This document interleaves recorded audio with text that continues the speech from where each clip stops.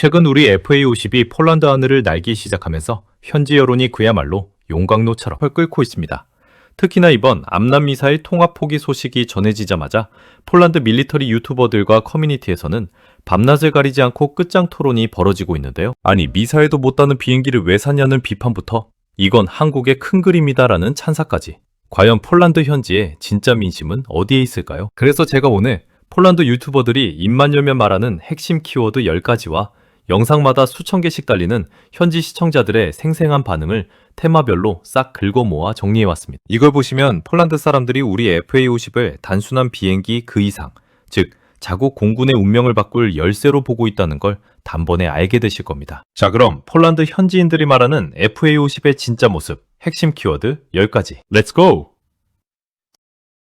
갭 필러, 안보의 골든타임을 지켜낸 구원자. 우크라이나 전쟁 발발 직후 폴란드는 자국의 미그-29를 우크라이나에 공유하며 엄청난 공군력 공백에 직면했습니다. 서방의 F-16 중고기체는 매물이 없었고 신조기는 기약이 없었죠. 이때 FA-50은 단순히 빈칸 채우기를 넘어 폴란드 공군이 붕괴될 뻔한 위기의 순간을 막아낸 안보 심폐소생술로 평가받습니다. 현지에서는 비행기가 없는 공군은 공군이 아니다라는 논리로 FA-50의 즉각적인 투입을 높게 평가합니다. 댓글 반응을 보실까요? 미그기가 떠난 자리에 한국 전투기가 앉았습니다. 우리 하늘이 비어있지 않다는 것만으로도 안심입니다. 유럽 국가들은 말만 많았지 당장 우리에게 비행기를 줄 수 있는 나라는 한국뿐이었습니다. 안보 공백을 메우는데 이보다 더 빠르고 확실한 선택은 없었을 겁니다. 러시아가 바로 옆에 있는데 FA-50 덕분에 최소한의 영공 초계라도 할 수 있게 됐습니다. 이 비행기가 없었다면 우리는 아직도 빈 하늘만 바라보며 다른 나라 승인만 기다렸을 겁니다. 코리안 매직, 방산 분류의 상식을 파괴한 속도. 전 세계 방산 시장에서 전투기 인도는 보통 2열 단위가 아니라 10년, 데케이드 단위로 논의되곤 합니다. 하지만 한국은 계약 체결 후 불과 10개월 만에 초도기를 폴란드 땅에 내렸습니다. 폴란드인들은 이를 두고 한국은 공장에 비행기를 쌓아놓고 파는가? 라며 경악했죠. 이는 한국의 전력 생산 체계가 상시 전시동원 수준으로 유지되고 있음을 보여주는 사례로 폴란드 밀리터리 커뮤니티에서는 한국의 제조 역량을 경외심을 담아 마법이라 부릅니다. 댓글 반응을 보시겠습니다. 한국인들은 정말 마법사들인가요? 주문하자마자 비행기가 도착하는 건 처음 봅니다. 우리가 F-16을 주문하고 얼마나 목이 빠지게 기다렸는지 생각하면 이건 정말 기적입니다. 공장에 이미 비행기가 줄 서 있는 걸 보고 K방산의 무시무시함을 느꼈습니다. 배달의 민족이라는 말이 무기 시장에서도 통할 줄은 몰랐네요. 속도 하나만큼은 전 세계 어떤 방산업체도 한국을 따라올 수 없습니다. 리프트 대 파이터. 체급을 넘어선 정체성, 끝장 토론. FA-50의 근본이 고등훈련기 T-50이라는 점은 폴란드 마니아들 사이에서 가장 뜨거운 감자입니다. 훈련기에 무장 좀 달았다고 4세대 전투기를 할 수 있나? 나는 회의론과 최신 항전 장비와 데이터 링크를 갖췄으니 훌륭한 다목적 공격기다. 나는 긍정론이 매일같이 부딪힙니다. 이 논쟁은 역사적으로 FA-50이 훈련기와 경정투기 사이의 경계를 허무는 독보적인 위치에 있음을 증명하는 현상이기도 합니다. 댓글 반응을 보시겠습니다. 이걸 전투기라고 부르기엔 무장이야 싶지만 훈련기로 쓰기엔 너무나 훌륭한 성능입니다. F-16을 보조하는 경공격기로서 FA-50은 자기 몫을 충분히 해낼 수 있는 기체입니다. 정체성이 뭐가 중요합니까? 현대전에서 다목적으로 쓰일 수 있다면 그게 진짜 전투기죠. 조종사들이 훈련하기엔 최고지만 실제 전면전에서는 보조적인 역할에 집중해야 할 겁니다. 훈련기 베이스라 조종이 쉽다는 건 우리 공군에게 오히려 엄청난 장점입니다. 테크니컬 석세서.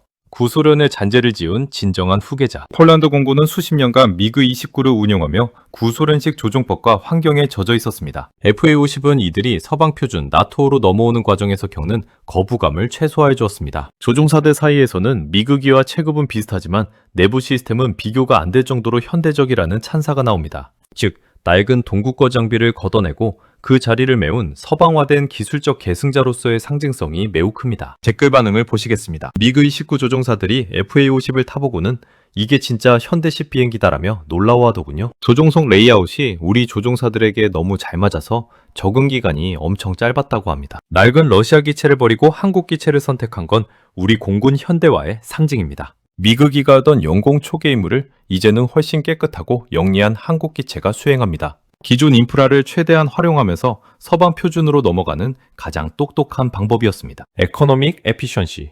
전쟁을 지속할 수 있는 가성비. 화려한 성능보다 중요한 건 지속 가능성입니다. F-16 한 대를 띄울 비용으로 FA-50은 3대 가까이 운영할 수 있다는 계산이 나옵니다. 폴란드 유튜버들은 강대국이 아닌 우리가 모든 전력을 하위급으로 채울 수는 없다며 평시 연공 초계와 기초훈련을 FA-50이 전담해주는 것이 국방 예산의 효율성을 극대화하는 길이라고 분석합니다. 가동률 87%라는 수치는 이 가성비 논리의 종지부를 찍는 핵심 근거입니다. 댓글 반응을 보시겠습니다. F-16 한 번 띄울 돈으로 FA-50은 2대를 띄울 수 있습니다. 우리 같은 나라엔 이게 정답입니다. 유지비가 싸니까 조종사들이 기름값 걱정 없이 매일 비행훈련을 할 수 있게 됐습니다. 비싼 전투기 사놓고 부품 없어서 못 띄우는 것보다 실속 있는 기체 여러 대가 낫습니다. 국방 예산은 한정되어 있습니다. FA-50은 가장 효율적으로 숫자를 채울 수 있는 기체입니다. 한국산 무기의 최대 강점은 가성비와 신뢰성인데 FA-50이 그걸 증명하고 있습니다. 리미티드 피스트, 강력한 센서 뒤에 숨겨진 무장의 아쉬움. 최근 암람 AI M120 통합 무산 소식은 폴란드 내 비판 여론에 불을 지폈습니다. 에이사 레이더라는 최고의 눈을 가졌음에도 멀리 있는 적을 때릴 주먹 중거리 미사일이 없다는 점은 뼈아픈 대목입니다. 현지 전문가들은 한국의 기술 문제가 아니라 미국의 시장 통제 때문이라고 진단하면서도 장거리 교전 능력이 없는 전투기가 현대 전장에서 가질 한계에 대해 날카로운 우려를 쏟아내고 있습니다. 댓글 반응을 보시겠습니다. 팔이 짧은 권투 선수 같습니다. 눈은 좋은데 상대를 때릴 주먹이 닿지 않네요. 암람 포기는 아쉽지만 이건 기체 문제가 아니라 미국의 승인과 비용 문제라 더 화가 납니다. 장거리 교전이 안 된다면 결국 저 근처까지 가야 한다는 건데 조종사들의 위험도가 높습니다. 미국이 미사일을 안 준다면 차라리 유럽산 미사일을 다는 방법은 없는 걸까요? 주먹은 작아도 FA-50은 우리 영공을 지키는 훌륭한 단거리 수비수 역할을 할 겁니다. 트레이닝 플랫폼 F-35 시대로 가는 가장 빠른 지름길. 폴란드의 최종 목표는 F-35A 5세대 전투기 부대 운영입니다. FA-50PL은 조종석 환경과 함법 시스템이 F-35와 유사하게 설계되어 있어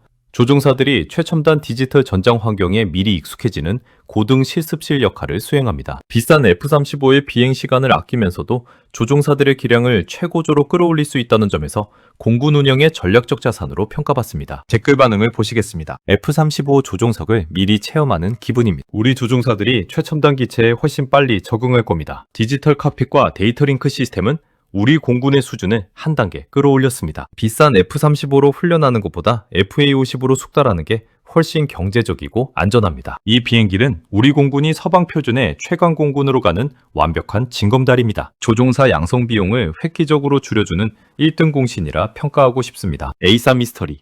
미래를 내다본 과감한 센서 투자. 암람도 못 쏘는데 왜 굳이 비싼 팬텀 E 레이더를 달았나? 에 대한 의문은 폴란드 커뮤니티의 단골 메뉴입니다. 결론은 항상 상황 인식 능력으로 귀결됩니다. 미사일을 쏘지 않더라도 적의 움직임을 먼저 읽고 지상을 정밀하게 감시하며 전자전 상황에서 살아남기 위해서는 최신 레이더가 필수라는 것이죠. 이는 당장의 교전보다 생존과 정보력에 우선순위를 둔 폴란드의 선택으로 해석됩니다. 댓글 반응을 보시겠습니다. 미사일은 못 쏴도 레이더가 좋으니 적을 먼저 보고 도망갈 수는 있겠네요. 그것도 생존입니다.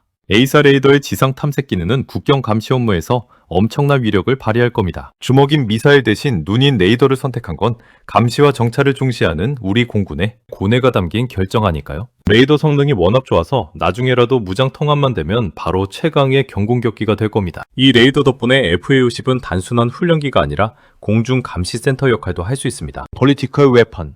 방산을 넘어선 정치권의 뜨거운 감자. FA-50 도입은 폴란드 전 정부의 번격적인 결정이었습니다. 이 때문에 현 정부와 야당 사이에서는 졸속 계약이었다는 비난과 최고의 결단이었다는 옹호가 팽팽하게 맞섭니다. 유튜버들 역시 정치 성향에 따라 FA-50을 안보의 구세주 혹은 정치적 선전물로 다르게 묘사하며 이 기체는 폴란드 내에서 군사무기 이상의 정치적 상징성을 띠게 되었습니다. 댓글 반응을 보시겠습니다. 전 정부가 나라를 지키기 위해 내린 가장 빠른 결단이었습니다. 이걸 정치적으로 비난하지 마세요. 대학 내용이 너무 부실했던 것 아닐까요? 미사일 문제도 미리 해결했어야 했습니다. 정치가 어쨌든 비행기는 이미 왔고 우리 하늘을 지키고 있습니다. 그게 제일 중요합니다. 정권이 바뀌었다고 우리 안보를 책임지는 무기를 깎아내리는 것 보기 좋지 않습니다. 결국 군사적인 가치보다 정치적인 공방의 도구로 쓰이는 것 같아 씁쓸할 때가 많습니다. 스텝 2. KF-21. 한국과의 파트너십. 그 너머의 꿈. 폴란드인들은 FA-50을 보며 한국 방산의 잠재력을 체감했습니다. 암남 통합 과정에서 겪은 미국의 간섭과 제약은 역설적으로 그럼 무장 독립이 가능한 KF-21로 가자라는 여론을 형성했습니다. FA-50은 폴란드 공군이 한국과 기술 공유 및 현지 생산까지 논의하게 만든 신뢰의 보증수표이며 결국 폴란드 하늘의 진정한 주인이 돼 KF-21을 부르는 예고편으로 인식되고 있습니다. 댓글 반응을 보시겠습니다. FA-50에서 느낀 만족감이 결국 우리를 KF-21로 인도할 것이라 믿어 의심치 않습니다. 한국과 함께 전투기를 만들고 기술을 공유하는 날이 왔으면 좋겠습니다. 그 시작이 FA-50입니다. 미국의 간섭 없이 우리만의 무장을 달 수 있는 KF-21이야말로 폴란드의 진정한 꿈입니다. 사령관이 한국 가서 KF-21을 타본 이유가 다 있지 않겠습니까? 우린 이미 다음을 보고 있습니다. FA-50의 아쉬움들은 결국 KF-21을 사야 하는 명분이 될 겁니다. 한국은 다 계획이 있군요. 여러분, 보신 것처럼 폴란드 현지인들은 FA-50을 단순한 무기 하나로 보는 것이 아니라 자국 공군의 과거와 미래를 잇는 핵심 전략 자산으로 보고 있습니다. 때로는 날카로운 비판도 하지만 그 이면에는 한국 방산에 대한 깊은 기대감과 신뢰가 깔려 있다는 것을 확인할 수 있었네요. 오늘 영상이 좋았다면 좋아요, 구독, 알림 설정 부탁드립니다.